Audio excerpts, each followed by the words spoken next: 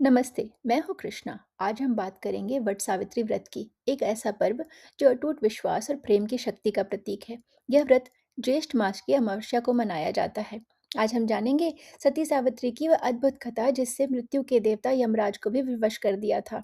पौराणिक कथाओं के अनुसार सावित्री ने सत्यवान से यह जानते हुए भी विवाह किया कि उनकी आयु बहुत कम है।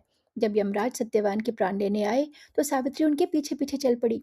यमराज ने उन्हें वापस जाने को कहा, लेकिन सावित्री ने अपनी बुद्धिमानी और धर्म चर्चा से यमराज को मंत्रमुग्ध कर दिया।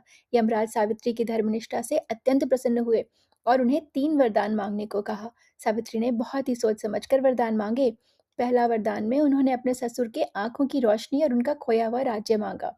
दूसरा वरदान में उन्होंने अपने पिता के 100 पुत्रों का आशीर्वाद मांगा। और तीसरा वरदान में उन्होंने स्वयं के लिए 100 तेजस्वी पुत्रों की माता बनने का वरदान मांगा।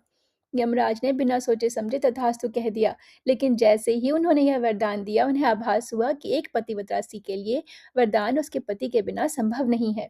अपने ही वचनों में बंधकर यमराज को सत्यवान के प्राण वापस लौटाने पड़े।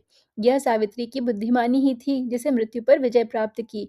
यह सब एक वट यानी बरगद के वृक्ष के नीचे हुआ था। इसलिए इस दिन महिलाएं बरगद के पेड़ की पूजा करती हैं, उसके चारों ओर सूत बांधकर अपने परिवार के अखंड सौभाग्य की कामना करती हैं। बरगद का वृक्ष अपनी लंबी आयु और स्थिरता के लिए जाना जाता है, जो हमारे रिश्तों में वही गहराई लाता है। अगर आप इस पावन दिन को सेलिब्रेट कर रहे हैं, तो इन विषयों का समय का विशेष ध्यान रखें।